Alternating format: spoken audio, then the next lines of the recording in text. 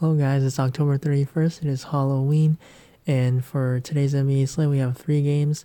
Starting off at point guard, Trae Young's going to be out, so that's going to open up some value, some more usage. Drew Holiday, he's probable, so he's going to be returning for this game against the Nuggets. Just for Drew Holiday himself, I think that it is a tough matchup. Denver is known as a very solid all-around team. Defensively, a guy like Gary Harris is a solid defender, so it's not really a spot that I'm going to be going to for Drew Holiday, and maybe he's going to be on a minutes limit for his first game back. Lonzo flows down to him as well, just even in a matchup against Jamal Murray, better one, but with Drew Holiday back, it just takes away usage, ball handling, and probably minutes too for Lonzo. Lou Will, 6,800. He's going to get you 20 points in around like at least 5 assists, but this is a tougher matchup. The Clippers are on a back-to-back, and Kawhi Leonard is going to be playing for this game. So I think Lou Will is not going to be as great of a play as we usually see him as on other slates. Justice Winslow, Jimmy Butler is back, and Winslow just kind of takes a back seat. Price is up now. Even in a good matchup, I don't think that that's going to be a place I go to. Jamal Murray, 6,600. For Murray, he's going to play a solid amount of minutes. He's going to take a good amount of shots. But so far, like this season, he hasn't really shown a whole lot of upside except for that Suns game. But we know, just based off of last year, how he's done.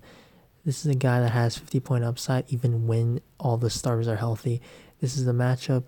This is a very great matchup for Murray to hit that ceiling game. So I think on a short slate, Jamal Murray is somebody that you should be taking a look at. Next, Murray, 5,900, just a minutes limit, so I'm not going to be going to there. Also, Patrick Beverley, Goran Dragic, 5,800. Good matchup. I might go there, but it's not going to be like a priority play. If I land on him, yes, I think he is a solid play because he is going to be coming off the bench. So he's going to have the ball a whole lot more in his hands with Jimmy Butler when he's resting. So I like the matchup again here against the Hawks on another game. And then looking down here, I think DeAndre Bembry is worth a shot. He's going to be taking over for Trae Young most likely. Evan Turner is doubtful. So Bembry's going to be the main guy here handling the ball. He's a guy that can contribute in multiple ways. And I think the price, even though they hiked it up a little bit, I think Bembry 4,700 is still a very nice play. Should see a good amount of playing time here. Derek White, unless Dejounte Murray is going to miss this game, because he's going to miss today or Friday. So if he is out, then Derek White becomes a very strong play, even in a tough matchup against Beverly. Looking down here, Malik Beasley might be worth a shot. He's a guy that can play extra minutes if he is playing well. Just like the Suns game, if he's shooting well, he's going to get some more playing time over a guy like Gary Harris or Will Barton. Shooting guard now, Jimmy Butler going to be a pretty popular play in my opinion. I think that he's priced about right though for the matchup. He usually is like a upper 7K player, but this year on the Heat, he's going to be the main guy, 8,200. He's a guy that can contribute in multiple ways. It's going to be a pace-up spot for the Heat, so I think I like Butler here, 8,200, but I'm probably going to be prioritizing a guy like Nikola Jokic over Butler. Definitely can play them together and like Kawhi because there's value, but I think Jimmy Butler in one lineup, it's not like a lock-in for me, but I think he is a very solid, strong play. DeMar DeRozan, not something I really like. Maybe a little bit more if Murray is out. Tyler Hero, I think he's worth a shot, especially just how well he's been playing so far this season. Great matchup again, just like all the other Heat players. Same with Kendrick Nunn. They might be a little bit more scoring dependent here with Jimmy Butler back in, but I think that in the matchup that they're in, it's still worth a shot. Not going to be priority plays for me. Not going to really be guys that I'm going to try to go to. Might not even have any of these guys from the Heat, Hero or none, but I think if you're playing multiple lamps, definitely you can take a shot at them. Gary Harris, too scoring dependent for me. Drew Holiday's back, so no Josh Hart for me. Will Barton 5K, I think is a nice option. His minutes are not really locked in. It's just kind of based on how well he plays. If he's playing well, he's going to be playing over 3 minutes. If he's not, then he's probably not going to play or he's not going to have that great of a fantasy game. His rebounding totals are all over the place. His shot's not all that consistent, so you never know. But that's what makes him a good GPP target. I think Cam Reddish is a little bit thin, but usage from Trae Young definitely has to go somewhere. So I think it just spreads out with a lot of these other Hawks players. Landry Shamet, to scoring dependent for me. JJ Redick, same thing, scoring dependent. But if you look at just the shots that he's been taking, he's getting shot attempts. But also worth mentioning is that Drew Holiday was out. But I think that JJ Redick, even though his shot attempts probably aren't going to be that high, like 16, with Drew Holiday coming back now, he's not going to be this bad at shooting. It's kind of like the James Harden situation. Harden was shooting 6 for 40 from 3-point before tonight or yesterday. So Redick, we know the kind of player that he is, and he's just a sharpshooter. He's not going to be able to continue shooting this poorly. So I think that he's going to have, sooner rather than later, he's going to have a really good shooting game that kind of just balances this out, like positive regression. This isn't a great matchup for him, but Denver, if you look at their numbers with just guarding the 3-point line against small forwards, because JJ Redick's going to be shifted to that position with Lonzo and Drew covering the guard positions. It's a small sample size early on, only a week in, but the Nuggets have been allowing a lot of threes to small forwards, so something that's worth mentioning. JJ Redick is very cheap at 4.2k now. If he's going to be shooting the ball well, if the game stays close, definitely can hover around 3 minutes.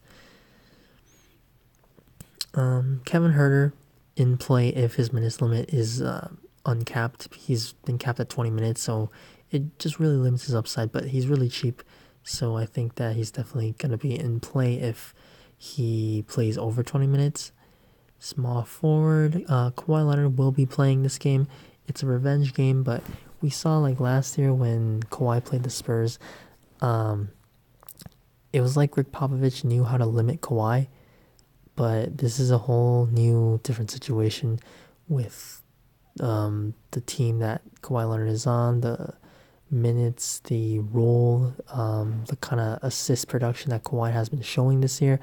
I think his price is still very nice, 9,500, with the added assists that he's contributing this year. So I think Kawhi Leonard definitely in play. He's gonna be probably pretty popular play because it is a small slate, so all the stars, all the expensive plays are going to be high owned. Brandon Ingram, Drew Holiday's back. Matchup isn't that great. Not going to be somebody I'm going to go to. Same with like Cam Reddish, DeAndre Hunter. Similar situation, just there's going to be more usage, so it's going to spread out some way.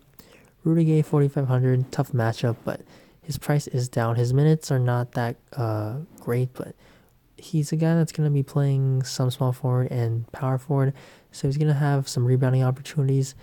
And we know that he is a shooter. He's a scorer. He has not shot the ball well from 3-point this year, but we know that, or we can see that so far in pretty good matchups for fantasy purposes, he's been still producing. So I think if his shots go down, he gets you like 27 points for 4,500. It's definitely something that I will definitely take. Jabari Parker, another guy, another Hawk that is going to probably get some more shots. Kenrich Williams, 3,800. I like him with Derek Favors and someone else I forgot.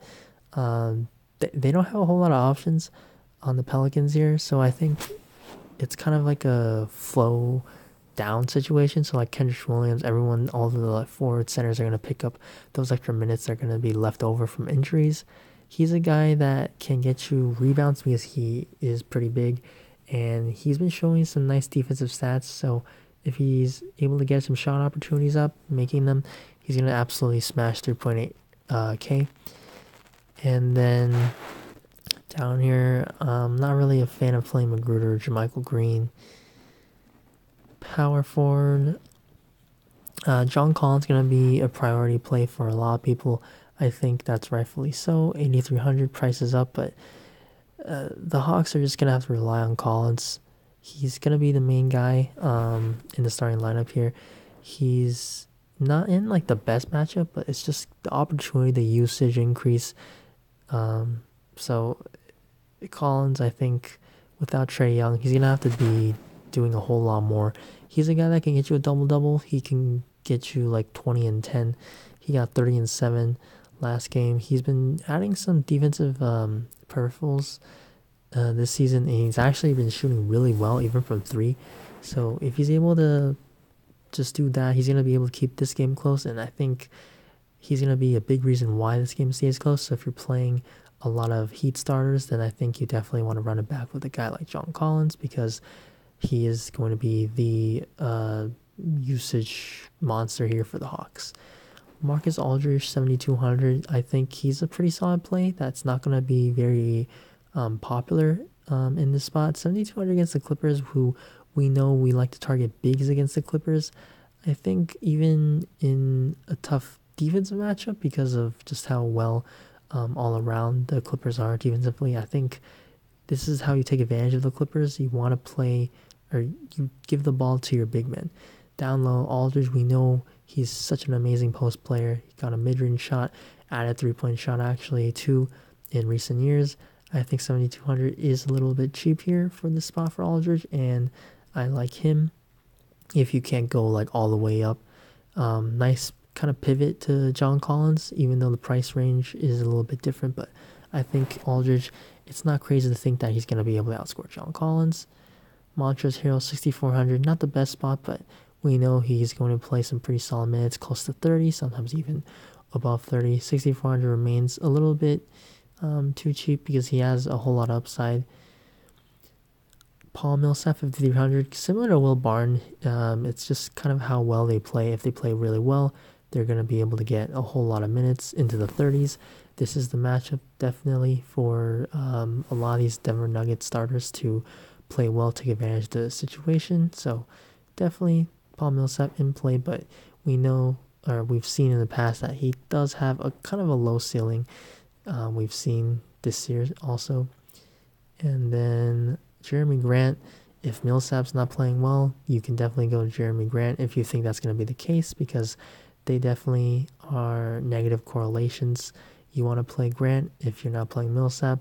I don't think that you have to have one of them. I think definitely you don't need it, but it definitely makes sense because the Pelicans, we know, just the fantasy matchup, they're very good. Kelly Olynyk not getting the minutes. Trey Lyles a little bit thin for me. Mason Plumlee, if you're not playing Jokic, I think is in play, because Jokic, we've seen him get into foul trouble. Or if you think that maybe, in the chance that Jokic gets hurt, Plumlee's going to absolutely wreck 3.4K, because it's just the kind of fantasy player that he is. He gets everything. He's so involved. Rebounding, passing, very good for a big man. And he gets blocks and steals.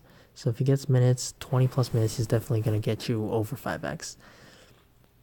Myers Leonard, not going to see a whole lot of minutes, just how it's been so far. But if he's playing well, again, just a matchup for a lot of these Nuggets, and guys are getting paced up. Great matchups for fantasy purposes. And then center, Jokic, he's the main play. Really, I don't care about the opponent ranking. It's only been a small sample size, and we know how great of a matchup. I feel like it's a broken record at this point. Pelicans, Hawks, they're a great fantasy matchup. So Nikola Jokic is going to be a important play. Probably going to be my highest owned player, but also Bam Adebayo. Terrific spot for him in lineups that don't have Jokic. Are definitely probably going to have Adebayo. You can play Collins, Aldridge, Harrell at power forward spots. And then for value, you can definitely play a guy like on the Pelicans. You can play Jackson Hayes or Jahlil Okafor. They're going to need to play these guys because they're going to have to match up against Jokic. They're not going to be able to stop him, but it's just pretty much putting a big body out there to guard Jokic, or at least try to guard him.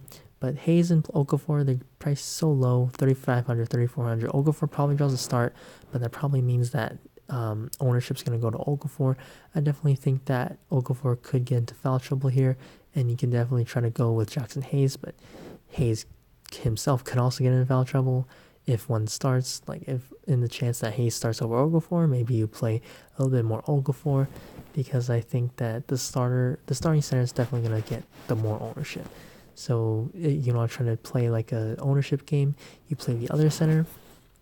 Other than that, center, I think Zubac is a little bit thin, but if the Clippers try to match up against Aldridge at center, Zubac is or the only guy that the Clippers pretty much have to at least match up with him in terms of size. But his minutes just aren't there because of the lack of offensive game that Zubac has, which Harrell gives, and the chemistry that Harrell is able to just kind of gel with all the other Clippers players. So overall, my favorite plays on this slate, Nikola Jokic, gonna be the play. I think DeAndre Bembry is gonna make for a fabulous play. Save you some salary too. I think it's gonna be tough to play Jokic with Bam unless you're not playing Collins or Butler. So probably for utility, I'm gonna try to go with one of these Pelican center, Hayes or Okafor. I'm just gonna put Okafor for now, but power forward John Collins because of the usage increase, and then for small forward, I'll probably look at like Jimmy Butler. Shooting guard, you can take a chance on Jamal Murray, JJ Redick for GPPs, but really I think for cash, something like these 5 guys are something that you want. So if you guys enjoyed the video, please leave a like, please subscribe to the channel for more videos, and I'll have my Twitter as usual in the description below. You can follow me on there as well, DM me any questions or comment down below. So good luck on this 3-game slate, and I'll see you in the next video. Bye.